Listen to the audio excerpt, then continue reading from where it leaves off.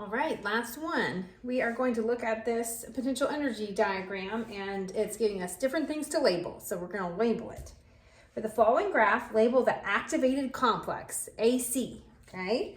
Activated complex, we called it kind of the climax of the reaction, right? Just like on a story plot diagram where it goes up at the very top. That's the activated complex right there.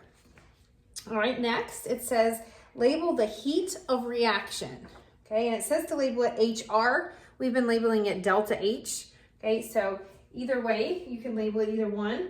But we said that that is the difference between the energy of the reactants and the energy of the products. So since the reactants start here and the products end there, the difference between those two, and it happens to be right in between those two dotted lines that are drawn, would be the HR or the delta H.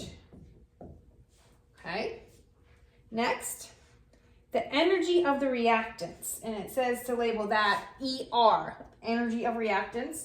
Here's the reactants right here, and we've discussed how you're going to go from the base of the graph up to where the reaction starts with the reactants. Okay, and so we're going to label that ER.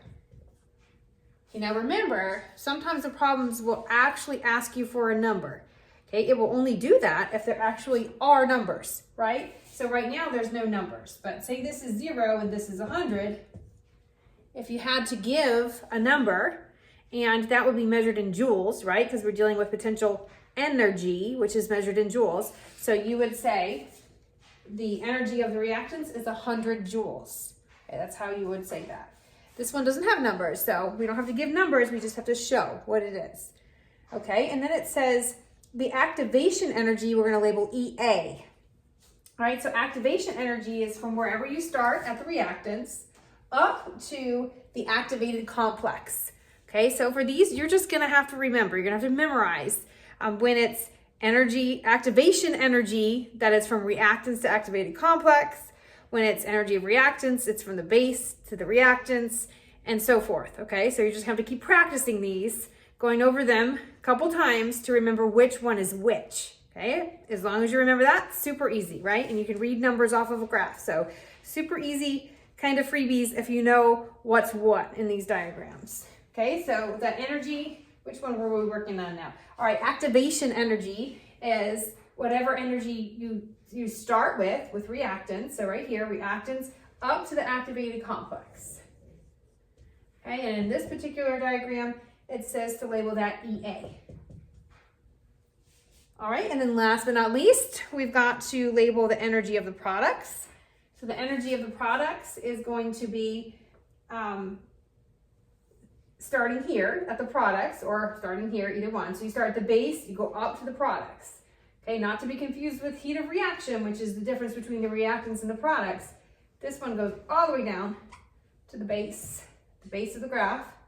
Okay, and we call that, running out of room, energy of products. Okay, so that's pretty much anything you'd have to determine based on numbers. You may have to use numbers if the numbers are there. All right, now I ask this one more question though on this one. It says, is it endothermic or exothermic? Okay, so let's remember how we determine that. If it releases energy, it's exothermic. So releasing energy would mean that it has less at the end than what it started with. This definitely has more, okay? So it has less energy here, more here, okay? So it's not gonna be exothermic. Endothermic, on the other hand, would be that it absorbs energy. So it has more energy at the end than it did at the beginning.